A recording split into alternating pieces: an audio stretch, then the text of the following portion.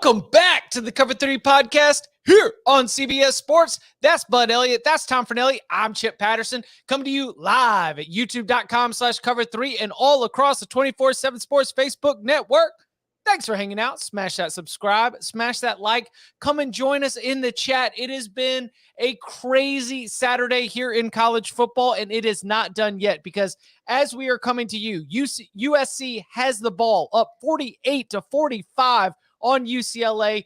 Less than 4 minutes left as I've got it on the TV here in the office. And we will give you our full reaction to that game when it does go final. But so much more to get to because we saw number 3 Michigan and number 4 TCU narrowly avoid disaster.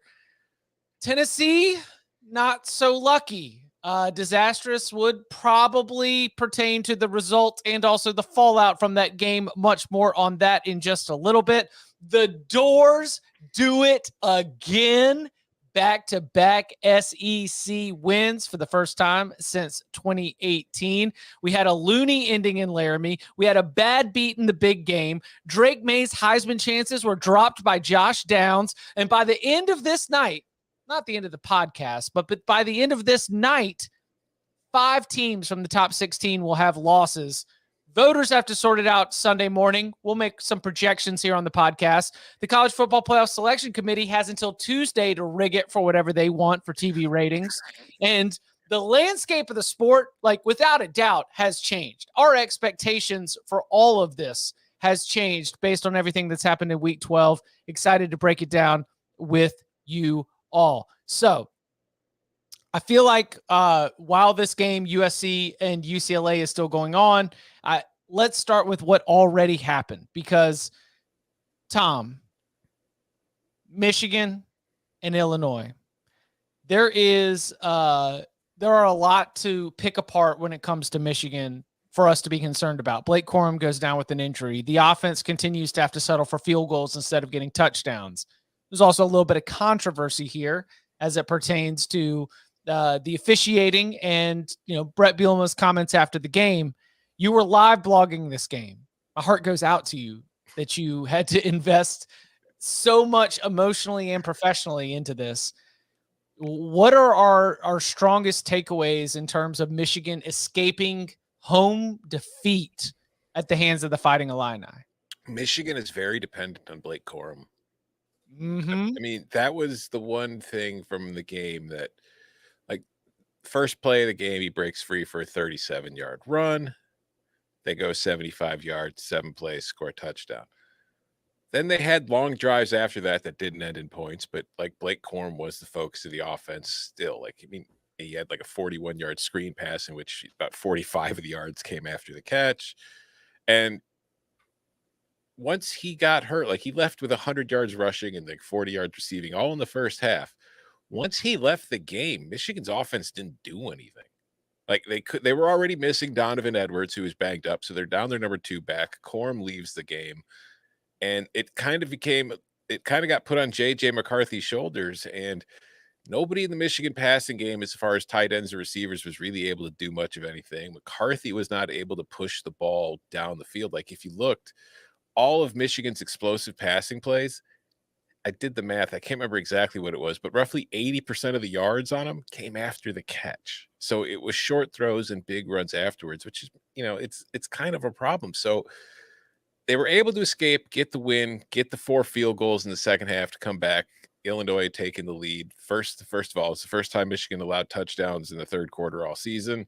It's the first time they trailed in the fourth quarter all season, but they were able to get some field goal drives, get the lead, get the win. That's really all that matters. The bigger news is if Blake Corum is banged up, and I mean, he came back in the third quarter. He tried to play. He came in for the first series. Or he had 1 carry, right? Yeah. And then you never saw him again, which doesn't bode well. So if he's not able to play next week against Ohio State, based on what I saw today, because, Illinois has a very good defense, just like Ohio State does. Based on what I saw today, I'm very worried if I'm Michigan about next week's game. No doubt about it. So a couple stats here that to me kind of encapsulate what we saw in the game. Michigan had 1 tackle for loss. Yeah. like, I'm not saying Illinois drove the ball on them effectively, but Illinois was able to operate without just an insane amount of harassment, and that's not normal. If we go back to the Penn State game, I thought Michigan had a lot more just kind of havoc created in the backfield of Penn State, which has a good offensive line, and, a couple of future NFL guys on it, than it did against Illinois. So credit to Illinois for blocking Michigan for most of the day. There was definitely kind of an emotional shift too, I felt like, because Michigan's up, 4? They're going down. Did he get the first down on the run that Corum took the shot on, or was it going to be like 2nd and 4? He had set up a first down in the red zone when he fumbled. Yeah. Okay, so he fumbles, and to Tom's point, they never looked the same after that. And I wonder if it wasn't kind of an emotional thing, like, oh man, like, I know we got to win this game, but that's our horse. If he's out, like, it's a problem. I'm glad he came back in the game, because it tells me it's not something like the McGahee injury, right? Like, and usually, like, but like when you first saw it, right, the low hit below the knee, I think guys of our age think, oh man, that McGahee shot, like, that's, ooh, God. And then he stayed down for a little while too. So there's that. The other thing is, I think I counted like 5 or 6 just bad misfires when JJ McCarthy was unbothered in the pocket relatively, and like, he cannot seem to hit these crossing routes. Like the Michigan's tight ends are huge, and he's throwing it over their heads consistently. Everything is high. He's not finishing his throws. He's not really snapping it off. And that's a concern, because Michigan State threw it on Illinois a little bit, and Purdue certainly threw it on Illinois in better weather or worse weather than what we got today. Man, McCarthy looked off again, and is this passing offense getting any better? Because I don't see it.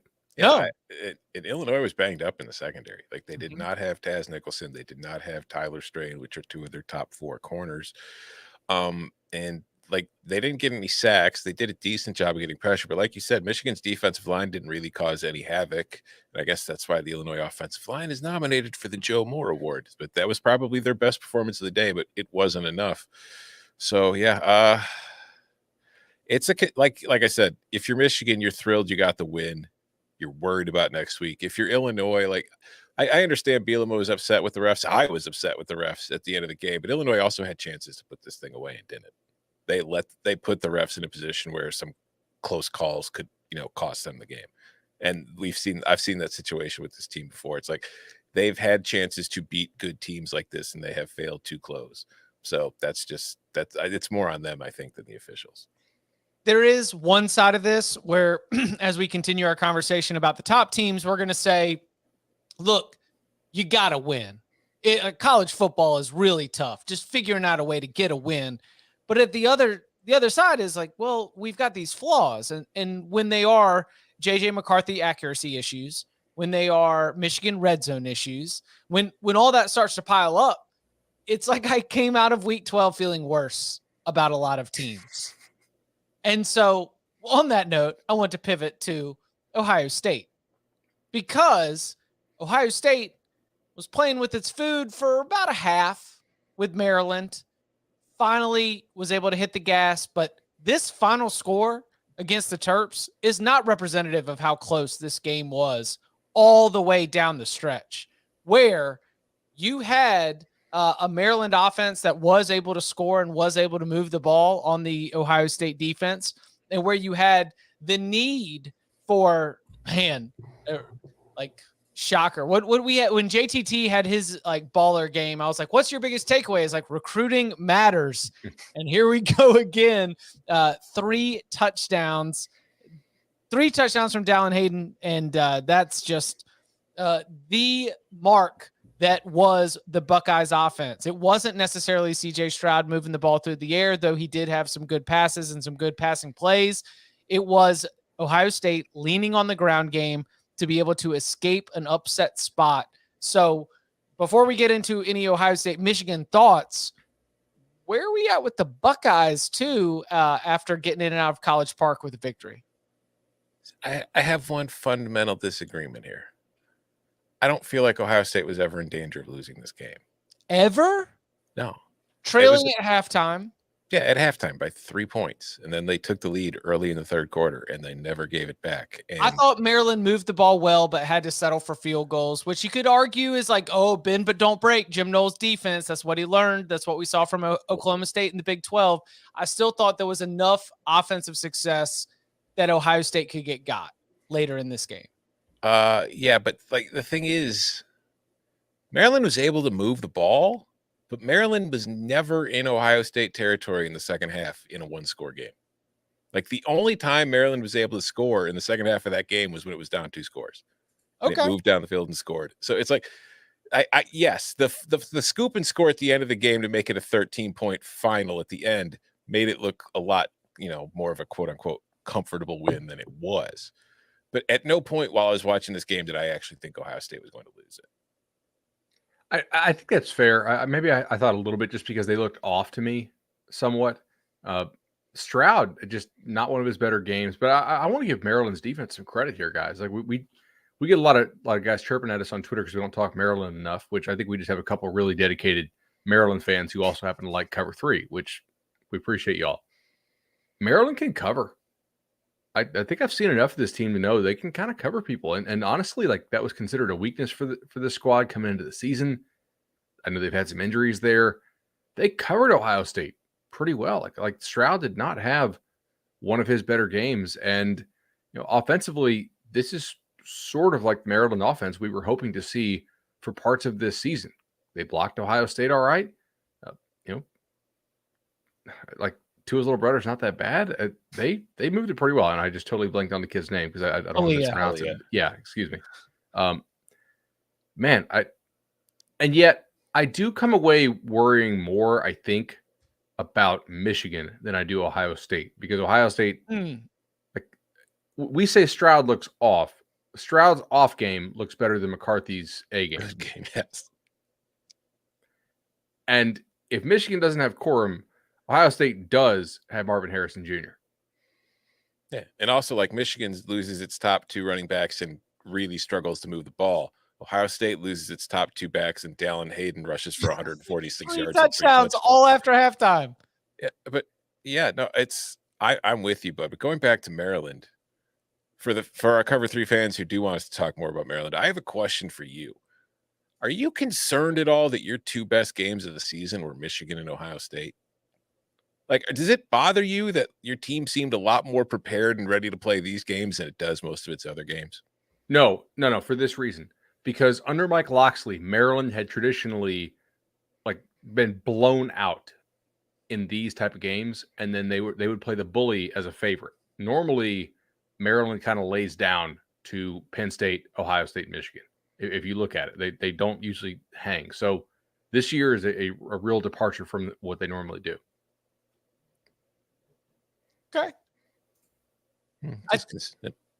Fair. Mike Locksley has a sub 500 record, right? Is it in Big Ten play or overall as Maryland's head coach? He's in his 4th season right now. I know he has a sub 500 record in either Big Ten play or overall, but he does have a couple bowl appearances, and they are bowl eligible again. They did not need this in anything other than for pride and for reputation along the way. Maryland, if you take away the 2015 stint as the interim, he is 18-22 overall and 9-21 in Big Ten play. It might be fair to demand more. Bud's right. Like in previous years, like this is a team that has beaten up on the teams it's supposed to beat up on and just gotten destroyed by the East's elite teams. But it's weird to me that this season they have played a bunch of close games against the teams they should beat. They did get blown out by Penn State, but then they came out with what I feel are their best 2 games of the season, better than most of their wins against Ohio State and Michigan. So as far as like demanding more from Locksley, I just want to wait until they redo the divisions ultimately, because you just have 3 kind of auto losses every year. It's hard to have a winning record when you start out 0-3 every year. One of my favorite moments of this chaotic Saturday was when Sonny Dykes on the field after the game was posed with the question about how frantic things were as the clock was winding down. The team had no timeouts. They decided to run the ball on 3rd and long. And then it was like, no, we're just going to try out our field goal team, go out there and kick a game-winning 40-yard field goal. And he said, was it stressful? I'm paraphrasing the question. Those responses, more or less, nah, we were good. We run that in practice all the time.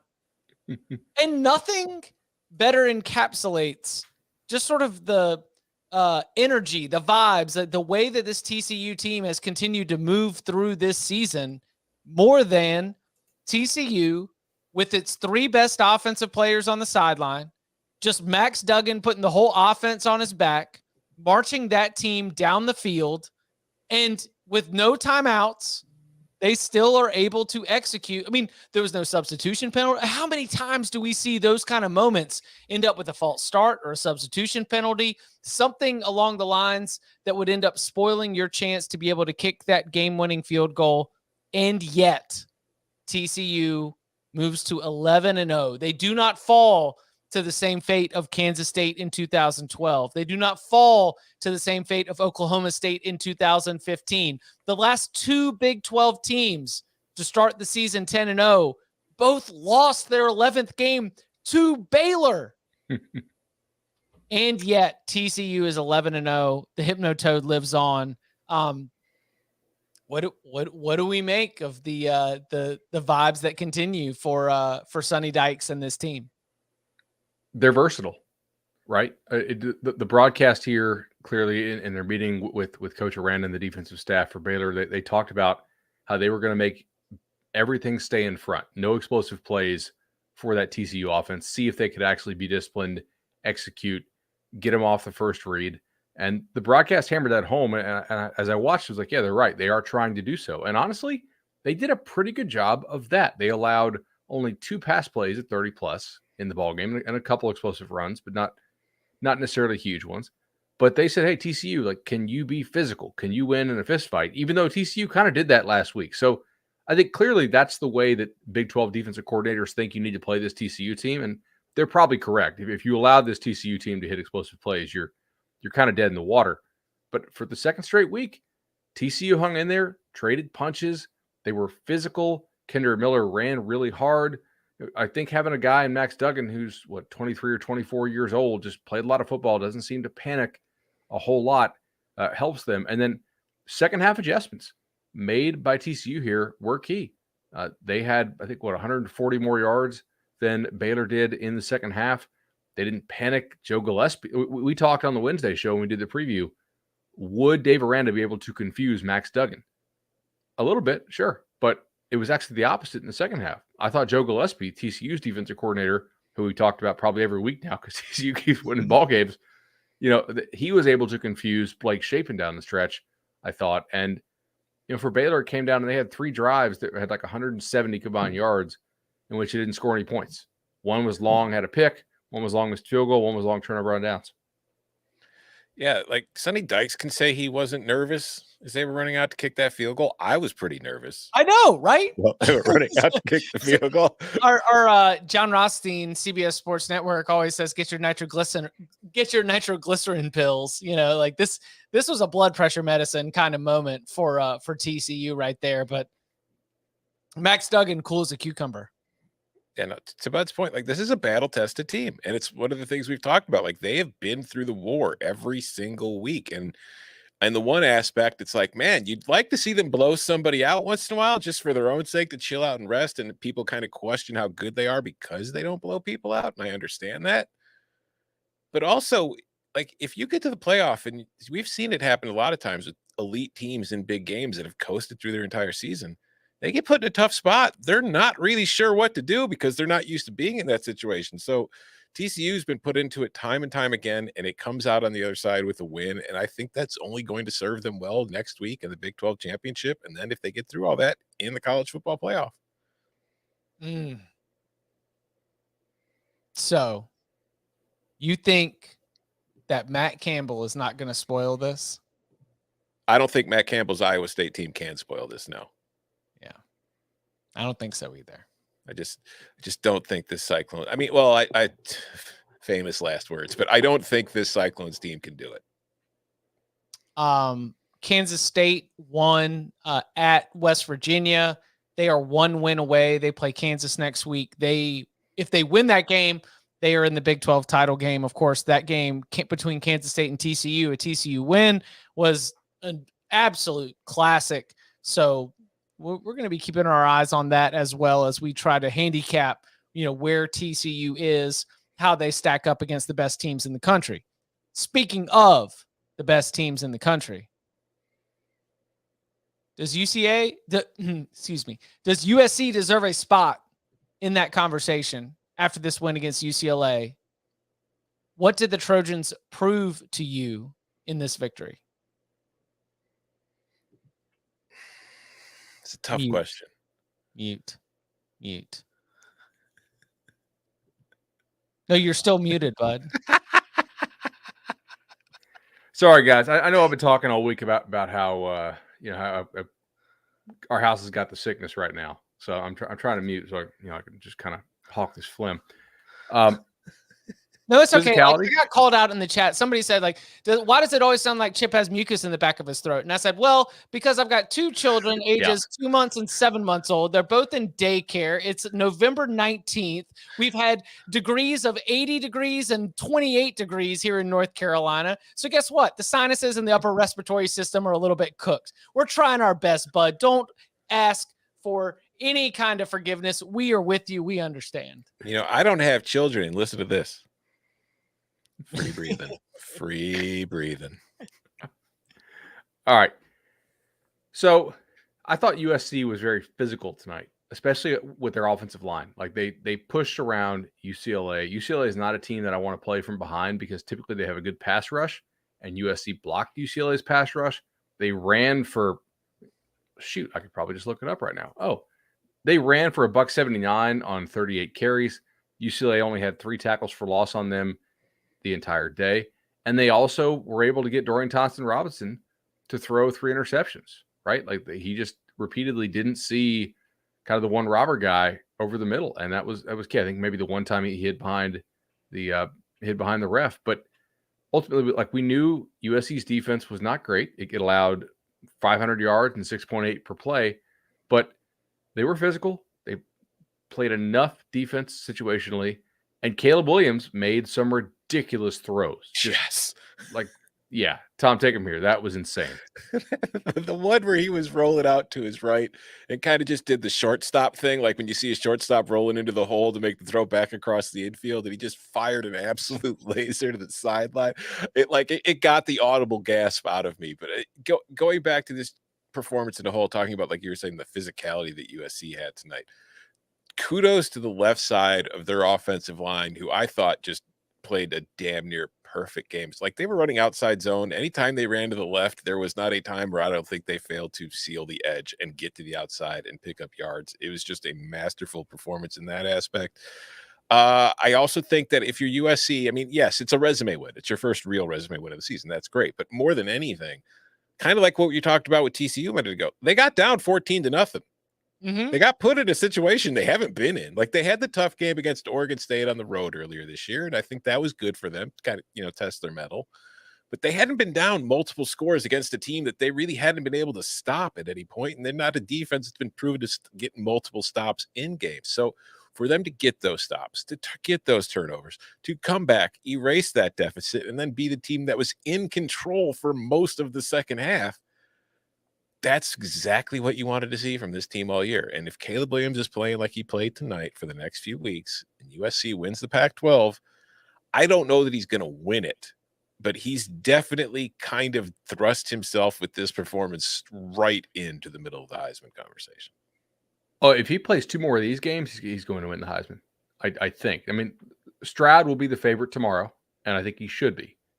He put up some more numbers today, and undefeated Ohio State with the preseason favorite leading him to undefeated. If they do beat Michigan next week, he will have enough numbers to where it's not egregious if you vote for him. A lot of voters don't actually pay much attention. Like, we pay more attention than most of these guys, I think, especially the ones who have to cover an individual beat and are not sitting here watching, a whole lot of games. But Caleb Williams will at least get invited if if he does this a couple more times. Like I put a video on our YouTube page. If you guys are listening to this tomorrow morning, make sure you subscribe to us on YouTube. A little short, like, would you rather bet USC to make the playoff at plus 600 or Caleb Williams for the Heisman at plus 900? Like, he has to go undefeated, I think, to win the Heisman. So give me Caleb for the Heisman if I had to pick that. But quick little thing on Caleb. This kid is special. It's just as far as like arm talent and ability to put the ball where he wants to. We were out of Elite 11 shooting TikToks, and we were having these kids throw balls from like the plus 40 to see if they could hit the crossbar. And Caleb hit it the first 2 throws and walked off. I was like, okay, that's ridiculous. I want to respond to a comment from Patrick Fisher. Again, USC got tested and responded, so good. Michigan got tested and responded and is meh. There's the huge difference. USC was able to prove it was able to play without Travis Dye today. Caleb Williams played spectacular because they have a great quarterback. Michigan lost its best player on offense today. It hasn't shown that it has a great quarterback. USC does not have to play Ohio State next week. We didn't say Michigan's meh. We said we're worried about Michigan State playing Ohio State next week if Blake Corum is banged up. There's a huge difference. But we are very excited that USC goes into this Notre Dame game with like playoff implications. Mm-hmm. And, you know, Oregon and Utah is going on. Hey, Bo Nix, you're playing Big Bad Bo. What's our score? Is it 14-3 still? Yeah, but Bo Nix just threw a bomb. Mm-hmm. Good ball. Utah is going to lose this game. But I'm going to lose another lock fight. I lost 3 lock fights to Danny Cannell. Danny Cannell is on fire and cannot be beaten. 2 of them came by like 6 points or less. Because between the 2-for-1 lock fight, the over under I missed by like 2 points or so, and then obviously TCU did not cover, but it's okay. That's what we do, right? We don't show up ready for battle if we're not ready to take a few scars along the way. I think that Caleb Williams is, as a Heisman Trophy voter, I do not want to try to influence the conversation, but I do think that Caleb Williams has done a lot to change the dynamic of this. I was more impressed by Caleb Williams than I was by CJ Stroud today. I was more impressed by Caleb Williams than I was by Blake Corum. I was more impressed by Caleb Williams than I was by Drake May. So take a look at the candidates at the top of your Heisman odds board. You can kind of see how the stock is moving, which brings us to our next point. Jordan, I'm so sorry. This is not a good night. Speaking of shifting Heisman odds, where's Spencer Rattler on your Heisman board after tonight? It was 6 total touchdowns, right? Yeah, I think so. And I spent like minutes of time on the Cover 3 podcast and minutes, not hours, but minutes of time on CBS Sports HQ and the Cover 3 podcast talking about what a job Tim Banks had done with this Tennessee defense. And buddy, South Carolina puts up 63 on the daggum scoreboard in a 63-38 win. Hendon Hooker knocked out with an injury. Do we have any updates on like what the news is there? Did not look good to me. Non-contact leg. He was in a lot of pain. I don't have the highest of hopes, but I'm hoping for the best. It looked like the Dennis Dixon injury from about 15 years ago. Remember in the desert when he just went down and like nobody touched him? Yeah. But he was walking on the side, or limping at least on the sideline. So it wasn't a cart situation, luckily. But not good. No. Do you guys want to hear the stat? What? You sure? All right. So entering tonight, South Carolina had scored 18 offensive touchdowns in conference play. They scored 9 tonight. I mean, where did we go wrong here? Like what happened? Listen, Williams-Brice at night. I'm telling you, it is key because that crowd, they play Sandstorm and those people just get kind of, a little crazy. If you don't come out and quiet those people quickly, tonight can happen to you. Tennessee did not quite. Tennessee let them get louder. South Carolina jumps right out to a 7-0 lead, and they were crazy all night. And that place, I mean, it's one of the more underrated atmospheres from what I can tell when I watch South Carolina games on television, I think, in the country. All right, let's go back like 3 or 4 weeks ago when South Carolina beat Texas A&M. And we talked about how bad South Carolina's offense looked, and they won the game sort of in spite of the offense because they had a defensive score and they had a special team score or a score set up by, the aforementioned two things there. And we said like they had a bunch of deep shots, they just couldn't hit on them. And then the next 2 weeks, those really went away, right? They or not next weeks, but 2 of the next 3 weeks. So they did score on Vanderbilt.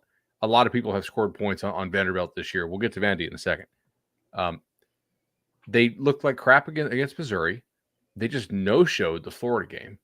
I was like, God, what kind of internal problems do they have going on there at South Carolina? We all had Satterfield on our hot seat list as far as the coordinators. I probably still would, by the way. Like, I don't think one game erases all that. You can't look terrible for 6 out of your 8 SEC games.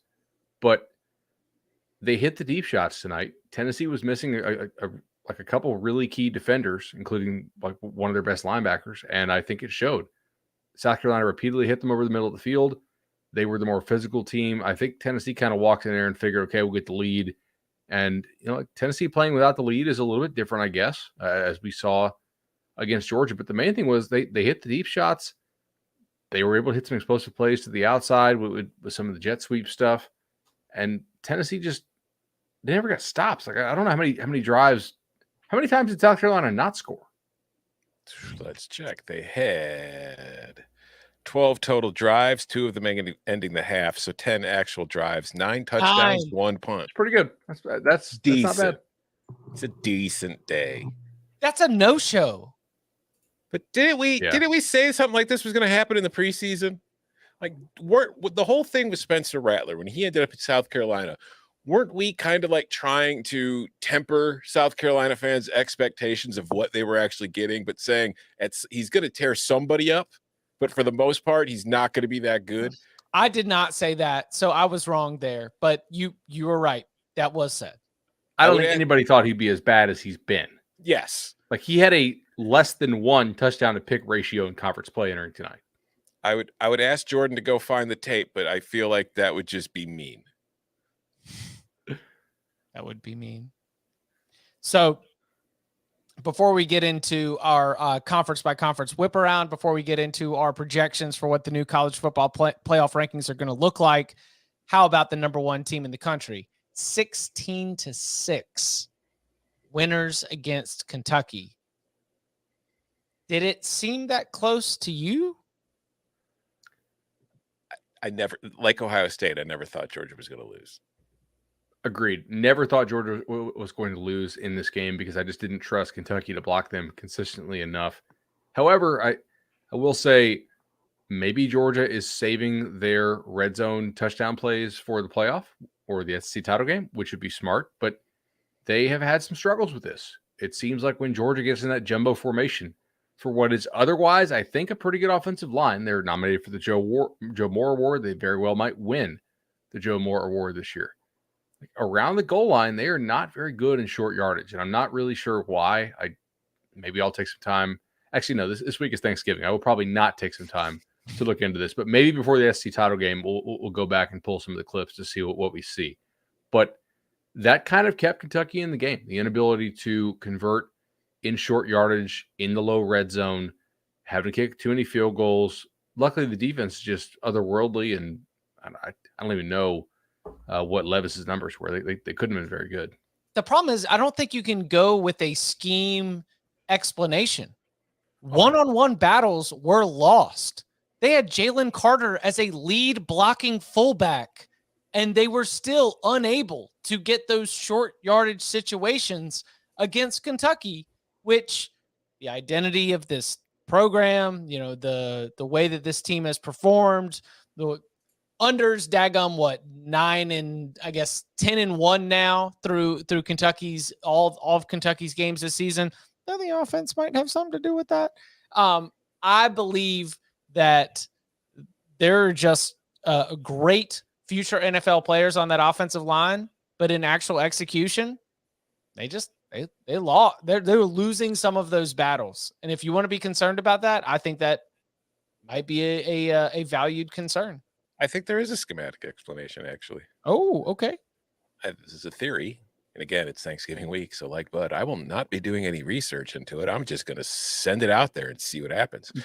When Georgia's in the red zone or inside the 5, defenses do not worry about Stetson Bennett, because when you're in that area of the field, the windows get tighter. You need the arm to get the ball through some tighter windows. Stetson Bennett, and I like Stetson Bennett more than most, but he doesn't have the arm to take advantage of that. So I think defenses kind of just sell out to stop the run, and they get away with it more often than not, or at least more often than you expect. And I also think, like there was one situation too where I think it was like a 3rd and 1, and they QB sneaked with Bennett. Stetson is not a large man. He's not going to push the pile in that kind of situation. So it's like, there's a difference between having Will Levis running a QB sneak and Stetson Bennett running a QB sneak, because if your center doesn't get quite the push that maybe you want, Will Levis can get it himself. Stetson Bennett's not going to get it. I think that's the problem. This is also where the height stuff comes in. And again, like short quarterbacks can succeed. Bennett's not really big, but it's hard to see over your offensive line at times, especially because you don't have the traditional passing windows, because for the most part, most teams are going to run, like they're going to cut their blocking splits down, right? Like nobody's using big old splits down on the goal line, because it just doesn't make sense, because you're not actually spaced that out that much from a depth perspective. So you have more guys covering more gaps early on, right? So I think Stetson has smaller windows to look through. Kyler Murray also has some issues with this down the goal. When you watch the Cardinals, they move the pocket a lot for him. And basically a lot of the Cardinals red zone stuff is Kyler run around and check it. I think if you guys recall the Raiders game that Arizona played 3 or 4 weeks ago, go watch the Cardinals red zone plays in that game. If you guys have I don't have it, but if you have the NFL thing where you can watch all the NFL replays, they had to do a lot of that look stuff. it up on YouTube. Yeah. So short quarterbacks in the red zone occasionally, because the passing windows are tough, it can be a little bit tougher for them. But at the same time, Georgia would have to attempt some passes in order for us to know that. And so I think that's more of a holistic thing, like just overall, as opposed to today where Georgia only threw the ball 16 times. I saw no push in some of, and you're right, like some of that might be bodies, some of that really might be schematic, but I don't know. Some of it might have been Kentucky. True. I guess we should give some praise to the Wildcats, who showed up a little bit in that 16. It's still a really good defense. The offense puts it in horrendous situations nonstop, and they still battle, and they were physical. It's also tough to give Georgia like some more credit here. It's tough to play back-to-back road games, right? They had the late time slot on, I think it was SEC Network or ESPN last week, because they were finishing as we were going on air, right? They had to go to Starkville. It was the late time slot. Then you got to fly back. It's tough. Kentucky's going to play physical, even if the offense is horrendous. Do you really want to bang for 60 minutes? You're probably a little bit beat up this point in the season. You pretty much have a playoff spot locked up if you just win. They don't really need style points. I wasn't super impressed by Georgia, but I definitely am not knocking them quite as much. Yeah, like the Kentucky defense held Georgia's offense to a 42% success rate, which is good against Georgia. And like you said, like their offense, Kentucky's average starting field position was its own 16. Georgia's was its 33. So it's like that defense does the best that it can, and it did a good job today. It's just got no help. So again, Mark Stoops has really kind of turned Kentucky into Iowa of the SEC. So the teams that are ahead of USC, before we hit the break and start talking about the rankings: Georgia, Ohio State, Michigan, TCU, Tennessee, and LSU, which is still in action, but seems to be handing our beloved Dragons the business right now in Baton Rouge. Who is the most impressive?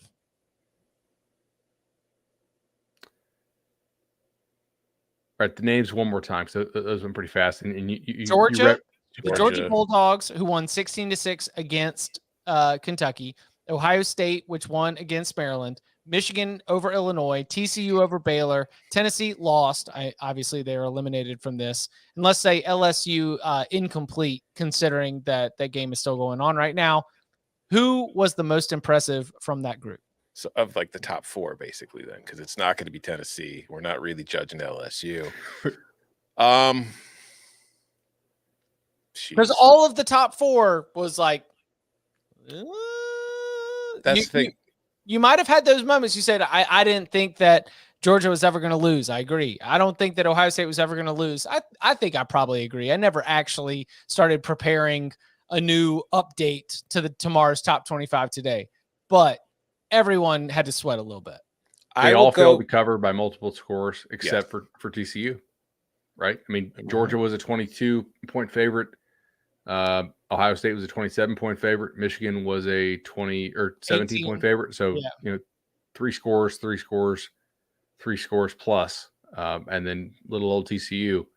I guess I'll go TCU because I do think that Baylor is the best opponent of those 4.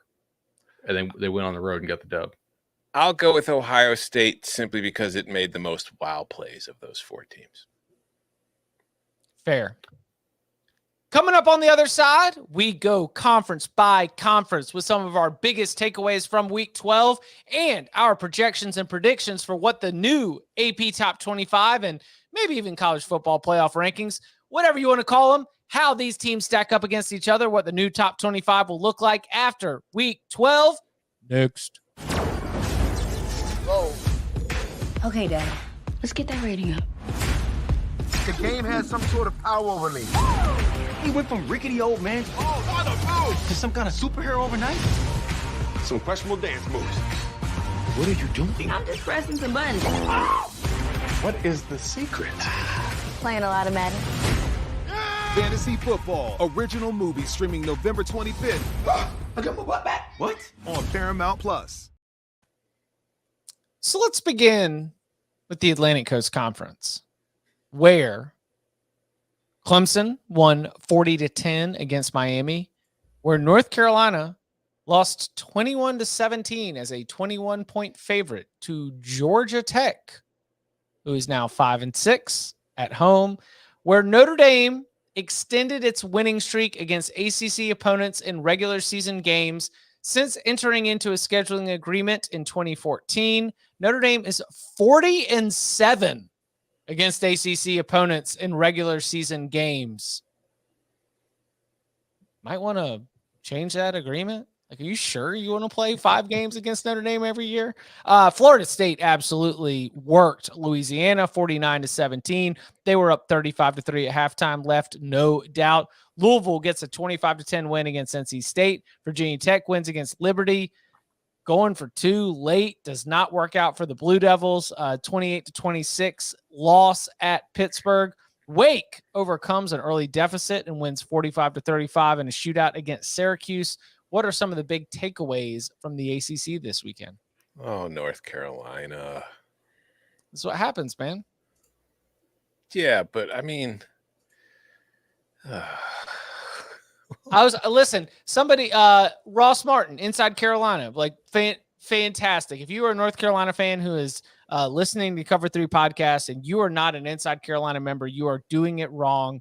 I say that earnestly, not just because Ross is a friend, but he was even given he did the frat recon, like go around to see like which houses are having band parties. And it seemed like it was a big one in Chapel Hill. 5:30 kickoff. Like you're surging. You're 9-1. You're talking college football playoff. Basketball team is still undefeated, ranked near the top of the country. And listen, that is North Carolina football is the ultimate Icarus team. When you start flying too close to the sun, that's when you're going to fall. And do you think it was the sun that got in Josh Downs' eyes? Buddy. I feel sick for that kid. 4th down in the end zone, wide open, go ahead score with minutes left in the game. Josh Downs drops it. That guy had 15 catches or something earlier this season in a single game. But that one right there Doesn't cost them a shot at the ACC championship. The Coastal Division's locked up, but brutal. So on this podcast, we have talked a lot about how bad Zach Gibson is and how wrong we were about him because we were actually pretty excited when he transferred from the MAC to Georgia Tech and thought maybe he could beat out Jeff Sims. And he has been nothing short of terrible his entire year. Like, we were not wrong about how he has been. And he's been probably like the worst quarterback I've watched this season who gets to play a lot.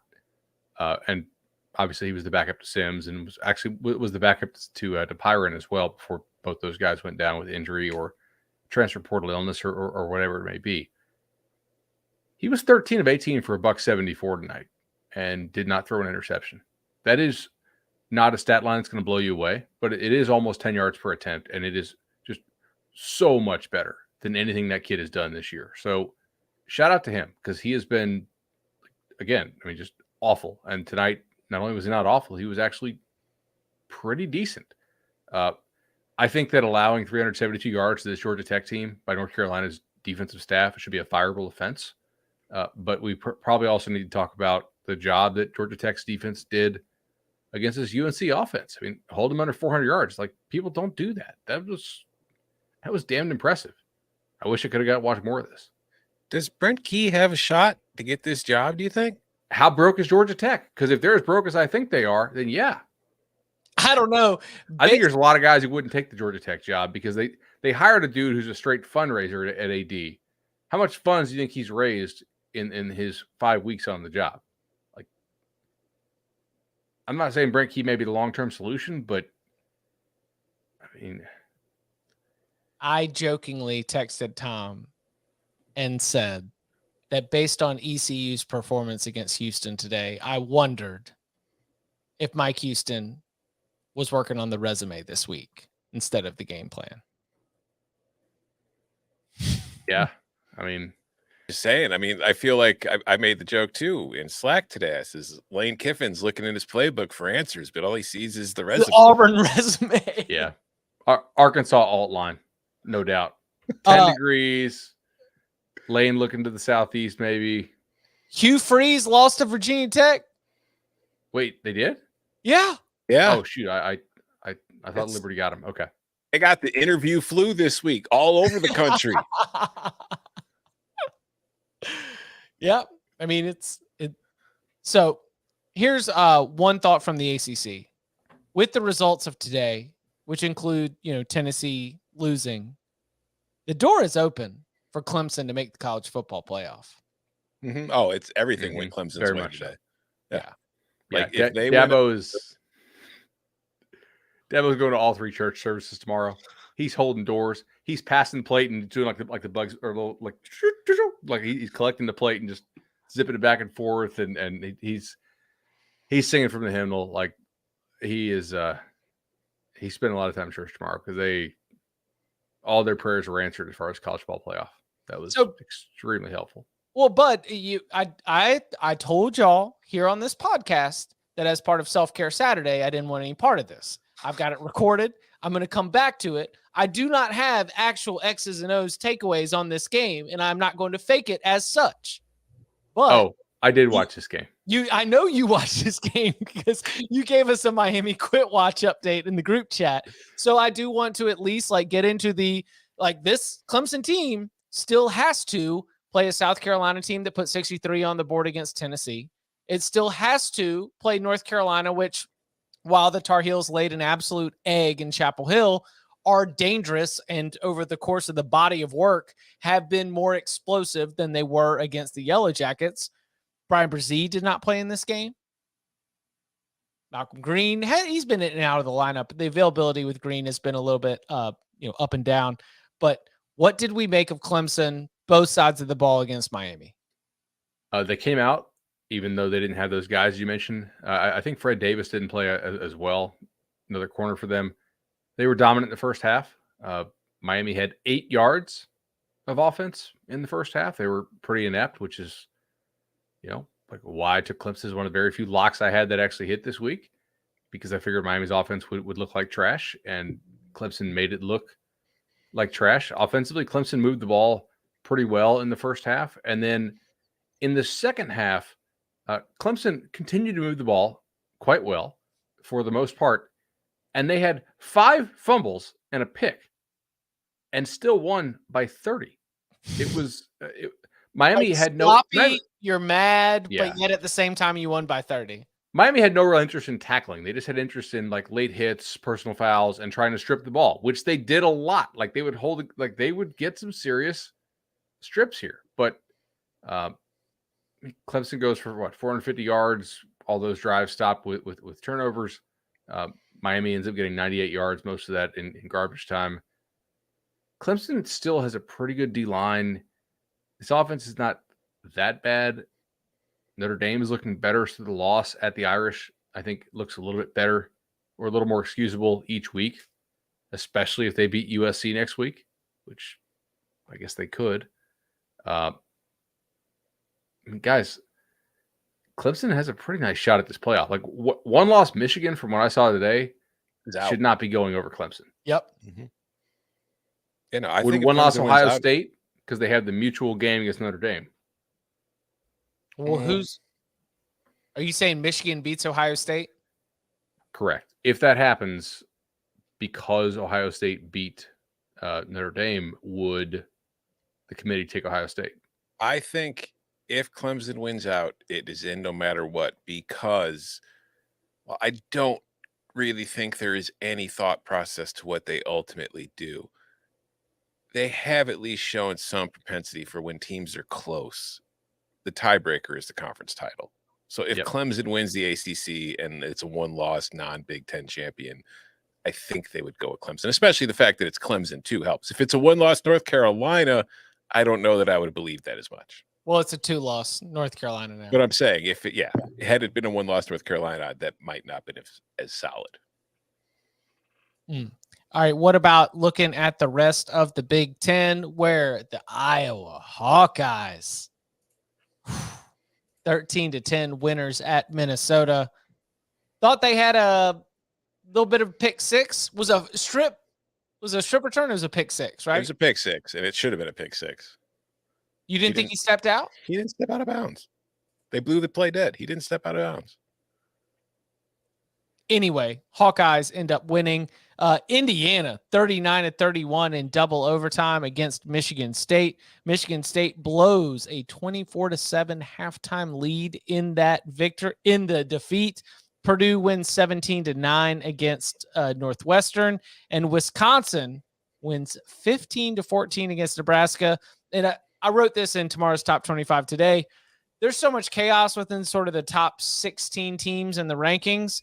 One of the only ones who just absolutely lived up to expectations was Penn State. Yes. 55-10. So much like panic and frustration and hand-wringing all across the top 15 to 20 teams in the country.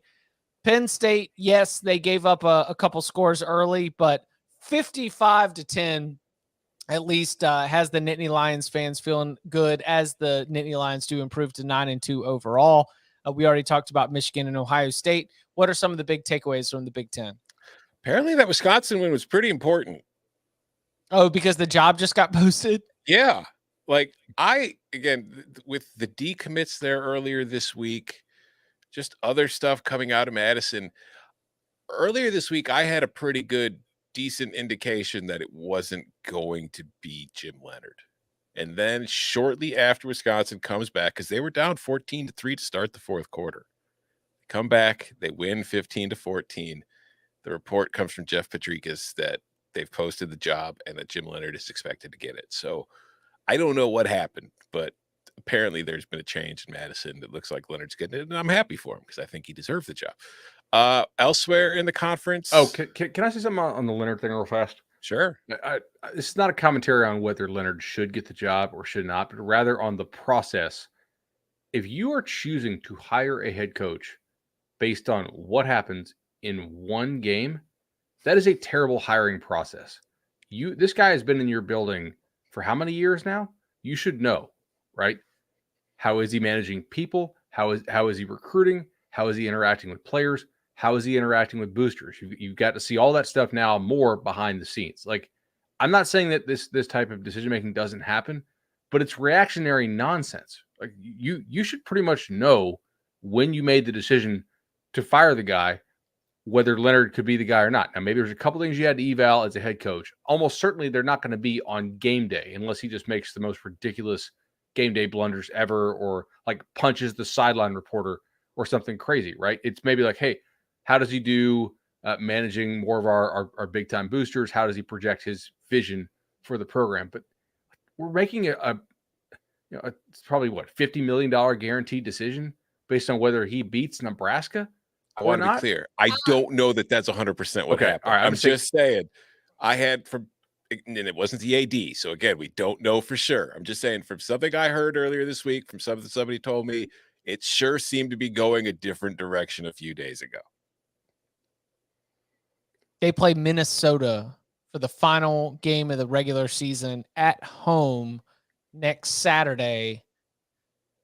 By state law, regulation, rules, I don't know, but it has to be open for 7 days. Mm-hmm. So they are setting themselves up to announce Jim Leonard as the new head coach at the end of the regular season ends. Yep. Yeah. So maybe that was always the case. That's what I'm saying. Like it might not have been tied specifically to congratulations, you beat Nebraska. Now you get the job. Like, oh, I'm not going to give you the cookie yet until you go to Lincoln. Now I'll give you the cookie. Like, I think it was probably a little bit more, timed than that. Though the fact that they are now bowl eligible as opposed to being 5-6 and going into the Minnesota game, needing the win to be bowl eligible does make it a little bit easier, I think, from an optics perspective, right? Can you do the rest of the show in that voice? Probably not. The rest of the Big Ten? It would annoy me. I've made bigger sacrifices. Made bigger sacrifices for the Cover 3 podcast than just annoying myself. Oh, okay. Well, hello, gentlemen. I didn't watch any of Purdue and Northwestern. Oh, it was a poor. Oh, I did. You did? Yeah. Oh yeah. Why? Well, I had some Purdue because I got word that both quarterbacks would be out for Northwestern, and then I saw Purdue sleepwalk through this thing. Although Purdue actually, this is one of the first times I've seen this called, or that at least I can recall. Do you guys know of any touchdowns that have been called back for celebration? Yes, the one today. Yep. So Purdue is up 11. They get a pick 6 to go up 18. And Big Ten refs decide they want to get some TV time, and they flag this kid for celebration before he reaches the end zone because he was high stepping a little bit, maybe a lot of bit, whatever. It doesn't matter. Like you pick it off, you should be able to high step that thing.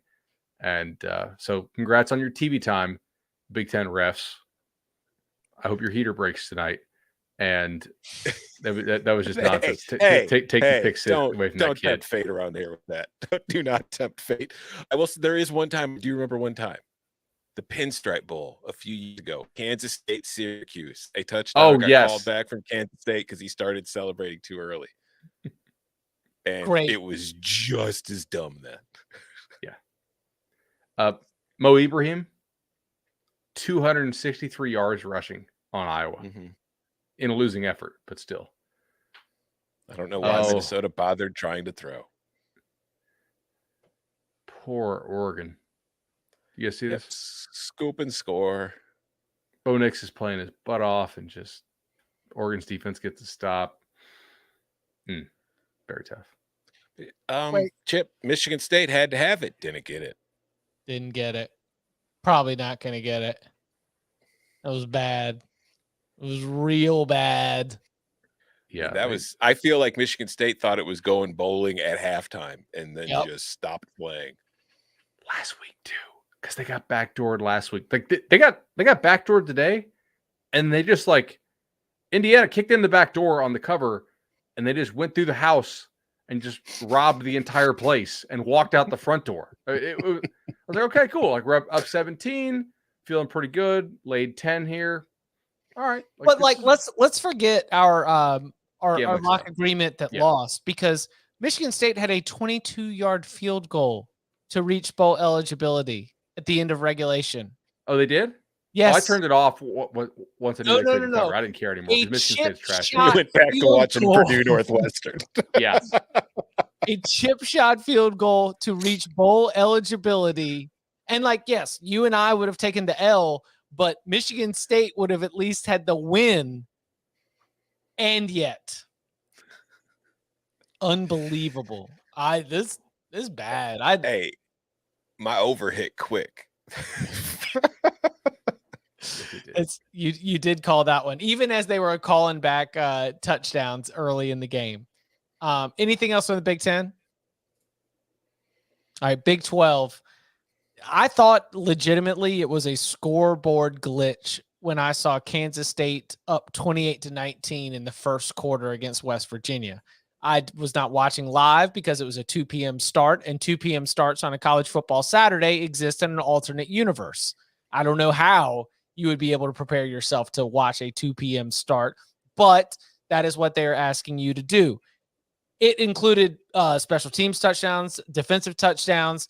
It was a crazy first quarter, but it was one that saw, again, Kansas State have the lead, and they were able to defend that lead the rest of the way against West Virginia. They win 48-31. Oklahoma scored 28 points in the first quarter and not another one. They win 28-13 against Oklahoma State in Bedlam. Texas took out all of its frustration against Kansas, 55-14 winners. Bijan Robinson with an absolute monster game, 243 yards rushing, 4 rushing touchdowns, and Texas Tech 14-10 winners at Iowa State. Any takeaways from the Big 12 results? Yeah, Bud and I got into a debate earlier this week about whether or not Texas was improving. Texas beat Kansas, so Bud, you're right. They are improving.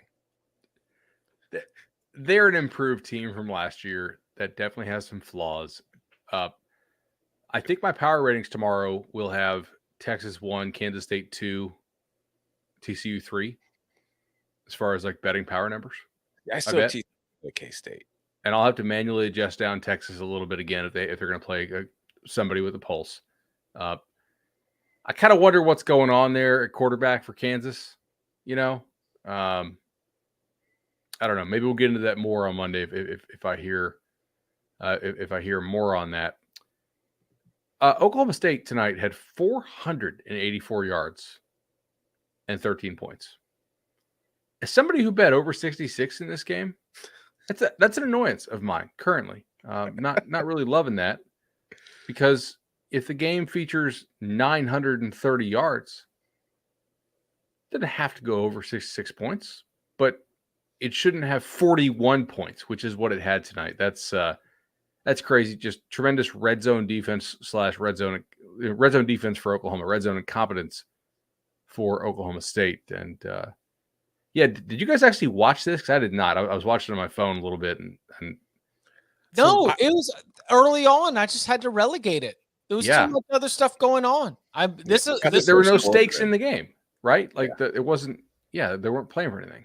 So, I saw you texted, you were like, you asked, do you think the over is going to hit? And I says, I don't know. We're going to find out a lot about who Brent Venables is tonight. Is he going to call off the dogs, or is he going to keep his foot on their throat? And clearly they didn't score another point after the first quarter. So maybe the offense was just awful and we didn't really see it. We'll talk more about it on Monday, I'm sure. Or certainly seemed like he took his foot off the throat in a rivalry game, which I don't recommend. I would agree with that. 6th win for Oklahoma. The Sooners are bowl eligible in Brent Venables' first season. Matt Campbell, by the way. Should we talk about Matt Campbell in close games now? Because his record in close games since the COVID year is it's like Scott Frostian. Yeah, I was asking in Slack. I don't know how many jobs Matt Campbell has officially turned down, but I was wondering if tonight, as Iowa State lost its 7th game, which means it will not go bowling, is he having any regrets about that right now? They outgained Texas Tech by 170 yards and lost at home, scoring 10 total points.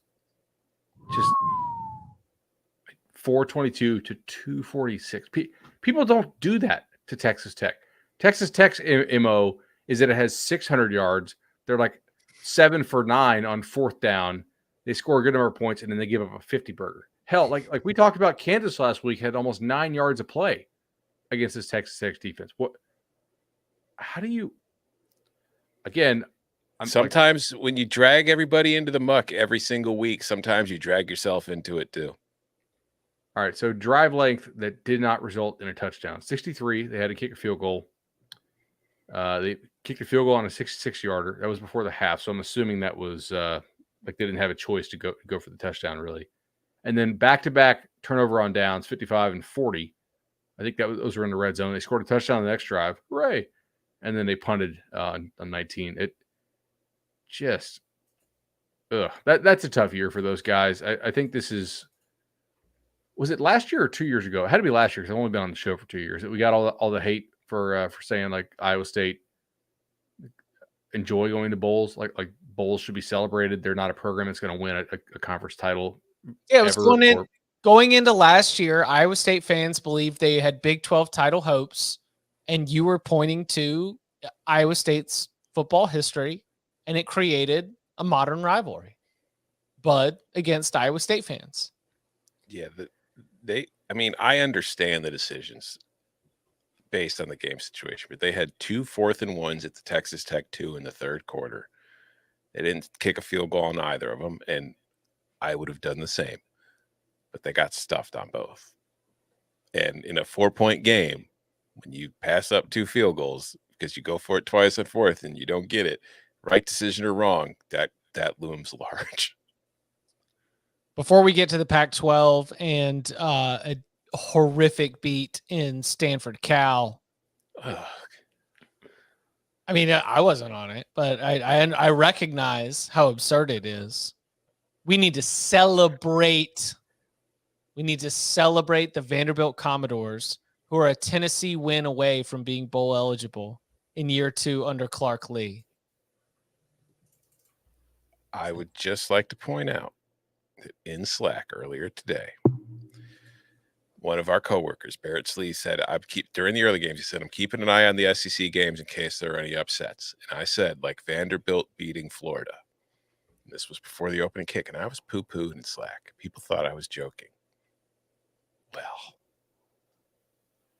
I mean, I did not call this. Danny did call this with his money line sprinkles. But we did note that Florida had kind of gotten fat on teams that looked like they had quit. So South Carolina last week just no-showed that game, right? And then prior to that, the game at Texas A&M, they got a game effort from A&M in the first half, and then A-Chain gets hurt, right? And then they end up blowing them out in the second half. But up until tonight, South Carolina had been one of the least competitive teams in the SEC, and Texas A&M probably is the least competitive team in the SEC. So Florida with their big heads off crushing South Carolina. They got the Knowles on deck. They go up there and they get bit. And they had the lead in this one, right? I mean, or dude, just 3-0. Look at the box score. Have you seen it? Yeah, it's amazing. Florida had 445 yards. Vandy had 283. Anthony Richardson threw for 400 yards in this game, and Florida lost. Yeah, but Florida is not a team that you want to see throwing the football 43 times. They're a run team. Richardson will have big numbers, but he also has big misses, and but stopping the run is like an effort thing. It was cold in Nashville, and the tryhards who were inspired by their confidence. And as Barton told us on the Instant Reaction show last week, you go back and even look at the last couple of defeats in the last month or so, you can see things starting to click. This is a huge win, obviously. First back-to-back SEC wins since November of 2018. It does move Vanderbilt to 5-6 overall. This is it's quite a moment here for Barton and the Commodores. Don't just walk into First Bank Stadium thinking you're going to walk away with a win because you're the Florida Gators. You know who they got next week? I'm saying Tennessee. And you know who's probably quarterback in Tennessee? Joe Milton. Now, look, maybe Jordan will be right about Joe Milton. The Joe Milton I saw tonight, I don't think he's right yet. Joe Milton can throw you the football. And by you, I mean the opposing defense. So I'm just saying, it's not crazy to think that Vanderbilt could win 3 in a row in conference to close out the year. Well, that would be a streak. You know what else is a streak? Texas A&M not scoring 30 points against an FBS team, because while UMass's FBS status oftentimes gets debated, Texas A&M didn't even get to 21. It was a field goal, a touchdown, a field goal, and a touchdown in a 20-3 win and a failure to cover as the Aggies improved to 4-7 overall, but still lacking a 30-point game against an FBS team. I know we have guys in the chat, or at least who listen to us, who have databases that go back a long way. And I don't need access to your whole database, but I do want you to run a query. Can you find me a game in which a team in game 11 was favored by more than they had scored in an FBS game in an entire year? Because Texas A&M has not scored 34 or 33 or even 32 in an FBS game this year. They haven't scored 30, as Chip said. The streak lives since before Halloween of 21. They were favored by more than they'd scored in a game all year, which honestly made sense because they're playing UMass. And A&M had a ton of guys out tonight. Like, I get this. Like, it's more, do I think there's some transfer portal flu going on? Yes. Do I think they have a weird high number of injuries this year? Also, yes. But I feel like this deep into the season to be favored by that big it's got to be a rarity, right? If you haven't scored 30 all year. Mm-hmm. Did you see how empty that place was? That's what of all the numbers that are significant to me, also the number of attendees in Kyle Field at the start of the third quarter of this game, because at the start of the third quarter of this game, the score was 10-3. This was a 1-score game to start the second half, and nobody was in that 100,000 plus seat stadium. I don't know that the 12th man had a 12th man in it. Bro. Not good. Everyone keeps acting like it's like, oh, like that buyout's so big, nothing's going to happen there. Bro, Start seeing an empty stadium like that, some people start getting upset. I mean, all it takes is like one A&M booster to be a little bit unscrupulous and maybe own a crypto exchange. It's like, oh, I mean, a couple of billions missing. Like, what's 85 million if you can pull that off, right? Oh, that would be so hilarious. Like FTX goes down because they spent the money on firing Jimbo. That is actually what might be happening. Would West Virginia hire him if they did fire him? Yes. Oh, yeah, I think that'd be a perfect West Virginia hire. Beautiful. I mean, he's from West Virginia. Like, he talks about West Virginia a lot. Country roads take me home. No, Jimbo to West Virginia. I'm here for it. I would love it. I think it'd be great for everybody involved, except for Coca.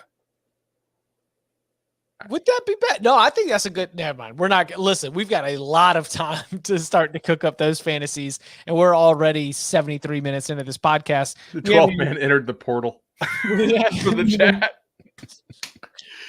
We haven't even talked about the fact that Ole Miss lost shellacked 15 to Arkansas. Shout out to Sam Pittman and the Razorbacks. Yes, sir. You are bowl eligible going into last weekend. We don't even have to sweat the rivalry game against Missouri. The Ole Miss has, in its last 4 results, there are 3 losses, and the only win is a 3-point win against the Texas A&M team that we just trashed. On the other side, there is also, a close loss to Alabama. The Rebels lost in the sauce just a little bit, and 21 fourth quarter points made this closer than it really was. Alabama, Austin P. LSU does win emphatically against UAB. I think good on the Tigers for that. Any other takeaways from the SEC? And that was cosmetic surgery at the end of Ole Miss, Arkansas. Because like you said, that was 42-6 after 3 quarters. That was an Ole Miss team who pinned its entire season on the Alabama game. Yep. I mean, that was Arkansas watching and saying, wait, Alabama ran the ball on you? I know we can do it. Because that Alabama can't run on nobody. So Cody Kennedy's offensive line gets up there, foot to foot, just mashing them dudes. Ole Miss is kind of an example to me of, and I don't think Danny's always right on this as far as SEC bias and just sort of SEC, buoyancy in the polls. But Ole Miss's resume is not a top 15 or whatever they were type resume to me. And I just think it's the three letters around their name, honestly, that has them there. And I'm sure, like, who's going to be ranked Mississippi this week that we should not be ranked? South Carolina? No. Don't be so sure. I am so sure. I mean, all right, let's do it then. All right. Much love to the Pac-12, but sorry, just like you get disrespected everywhere else. Here's what we think is going to happen in the top 25 on Sunday. So Ole Miss, as a 3-loss team, being from the SEC and with a close loss to Alabama, is probably going to hang on in the top 25. They were number 14 in the AP top 25 last week. I think they fall to number 22. That would put them behind the likes of a Cincinnati, behind the likes of a Tulane, of a Coastal Carolina. I think that North Carolina is going to hang on, as it only took its second loss as well. Those teams were 13 and 14. I think they come in at 21 and 22. Oklahoma State will fall out after the loss to Oklahoma. Texas bumps in. They were one of the top teams receiving votes last week that did not make the top 25. You put up a double nickel on the board, scoreboard watchers are going to say, okay, you can get in now, especially because some of the other teams that were on ballots last week, the likes of an NC State, the likes of a Liberty, the likes of a Duke, all took losses. UCF is an interesting one, probably the most interesting in the top 25 debate, just because they were 17 last week. They lost 17-14 against Navy, but they do have wins against Tulane and Cincinnati, teams that are both in the top 25. You could argue that UCF's resume is better than Ole Miss's, but I don't think as a consensus across the 63 voters, we are going to see that decision being made. I think all of those teams remain in the rankings. Not much change up top. I don't know. Where are y'all's big questions at? These are all sound, logical arguments that you're making, Chip, but I must ask you one question. Yes.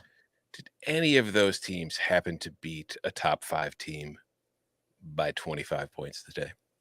Did any of those teams happen to be an SEC team that beat a top 5 team by 25 points today?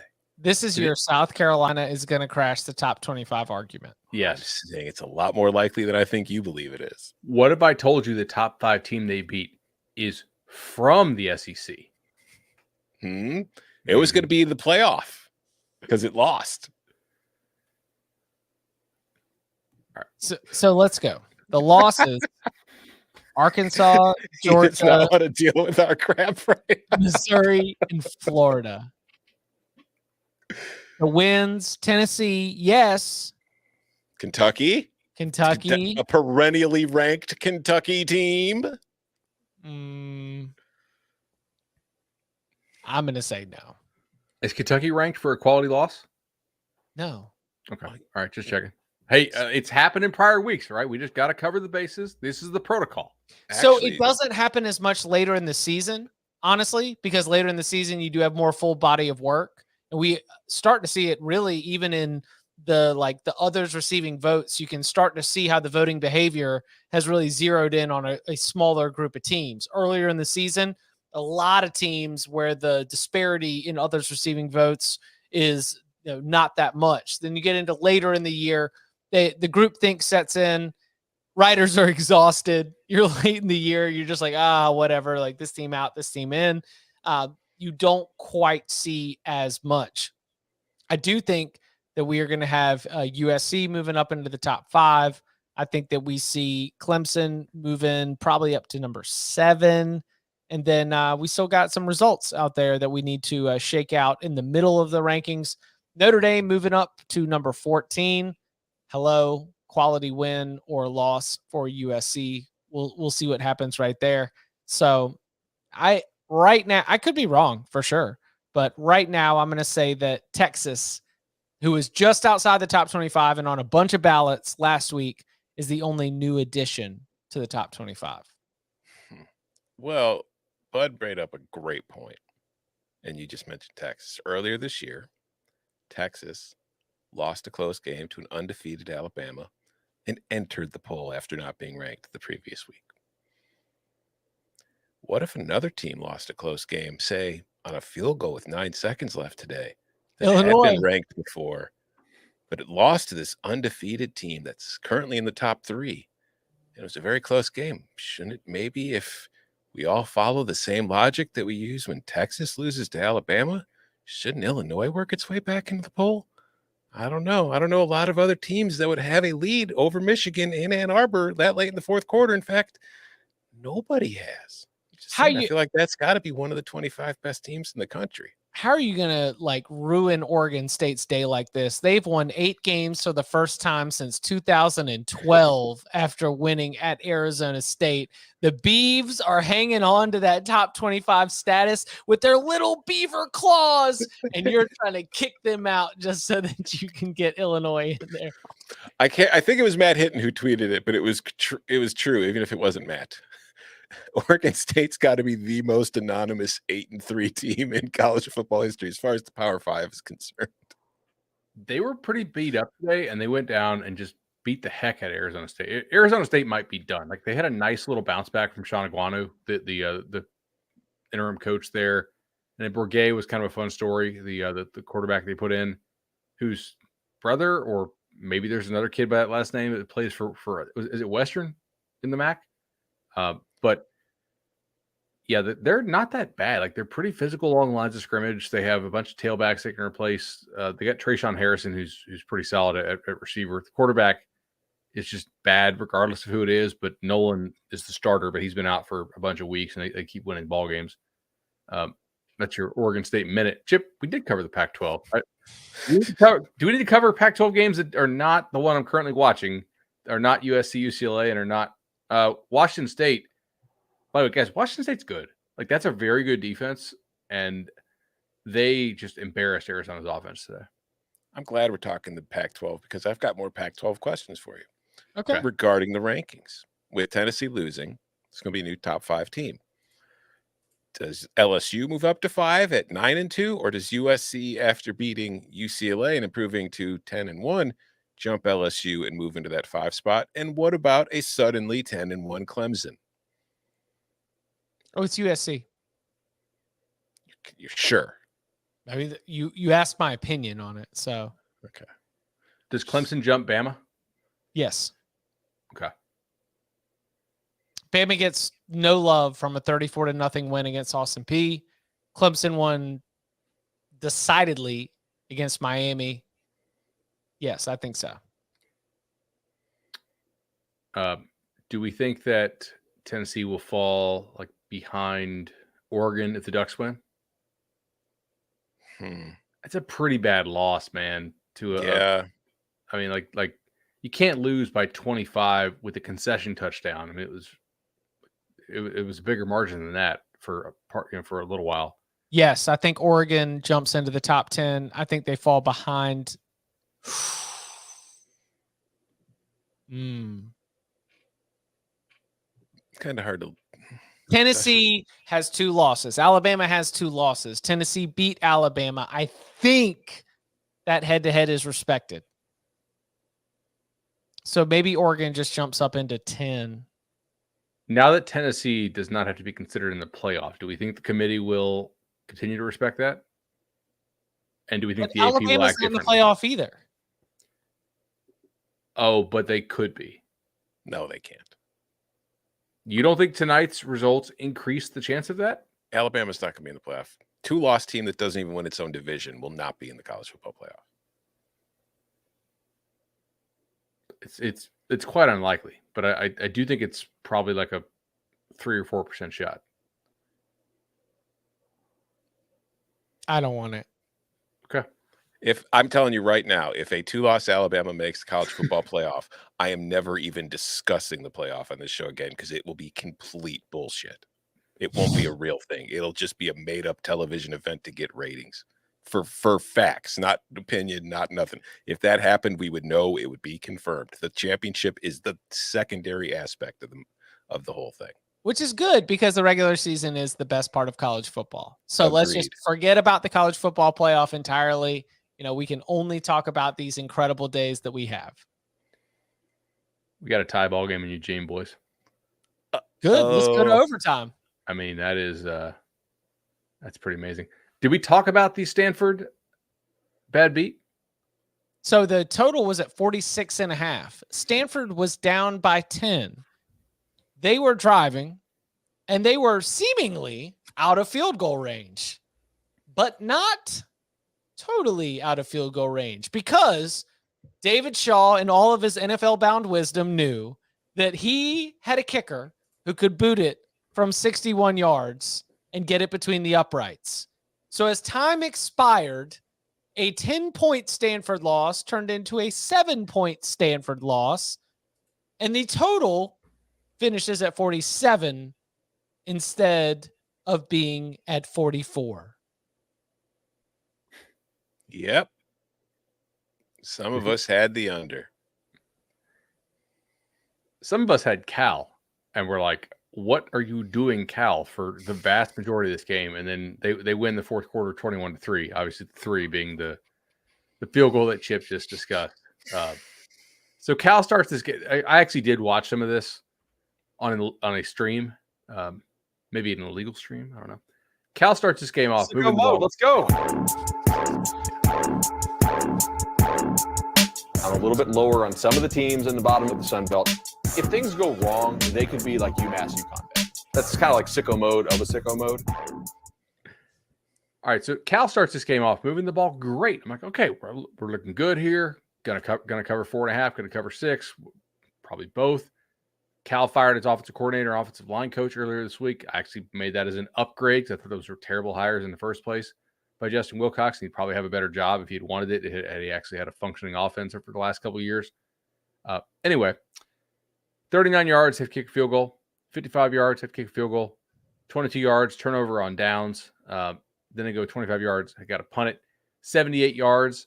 Throw a first down. First and goal interception. Okay. Then I'm like, this is just not going to work out, because on the other hand, Stanford is actually scoring points. 75-yard touchdown drive, 51-yard touchdown drive. On a Cal defense, that's normally okay. And then Cal just goes into the tank for the next 4 drives. 18, 1, 1, 24, all punts. All right, well, this is just kind of, it's not going to work, right? Just not my day here. Just flipping the coins and whatnot. And then, like, okay, we're doing all right here. Cal actually has a decent touchdown drive, 47 yards.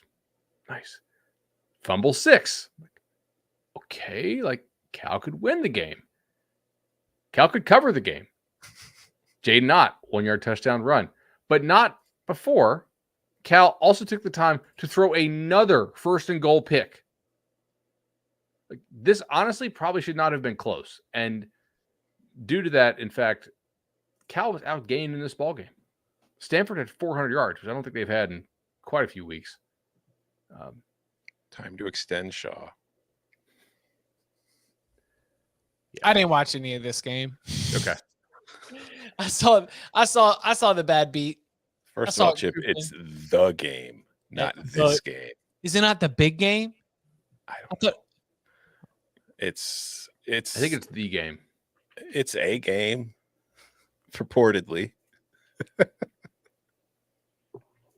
Did you guys watch any of the Arizona games? I was not able to. I saw the box scores. Jaden DeLaura had the yin to last week's yang. I figured he might. Yeah. It's big game. The game is Ohio State, Michigan. The big game, Stanford, Cal. Glad we've got that cleared up. Band on the field. Band is on the field. 125 meetings. Stanford leads 65-49-11, but they do not win here on Saturday in week 12. Let's track this, by the way. With 2 minutes and 30 seconds, Jackson Powers, for the offensive lineman for Oregon, who is replacing Forsythe, who went down late in last game, he also left the game. So let's just for UFR, let's see how much this impacts, because it was 17-17 when he went down. And yeah. Washington worked Colorado. That was my easiest lock of the week. There you go. Didn't ignore it. Shout out to Randy in the chat. Shout out to Randy in the chat. Colorado will have a better hiring process than Arizona State, I think. and it may not matter because Arizona State has more built-in advantages potentially. Because they're actually having a hiring process. So the funniest thing about UCF losing to Navy is that because of tiebreakers, they're not out of the conference title race at all. Mm-hmm. Yeah. The other funny thing is that since that game started an hour earlier than every other game, I entirely forgot that happened today. It feels like a Friday game that we normally would not discuss. Mhm. Okay. So on Arizona State, by the way, I'm going to save that for the Monday show.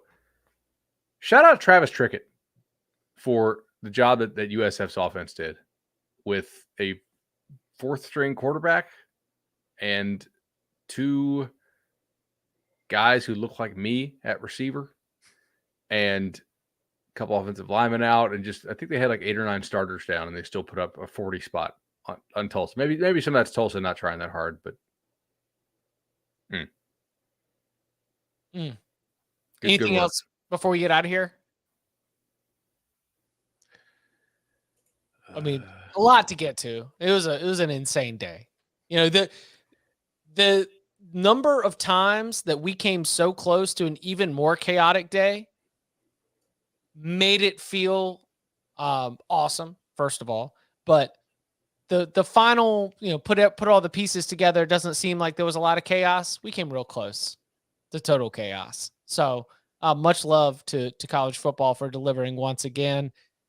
We will be back with more of our notes from the week that was. We will go back and see the games that we hadn't seen. We've got this final 17-7 with a minute 30 left in the third quarter to talk about between Oregon and Utah and so much more. And you can follow him on Twitter at BudElliott3. You can follow him at Tom Fernelli. You can follow me at Chip_Patterson.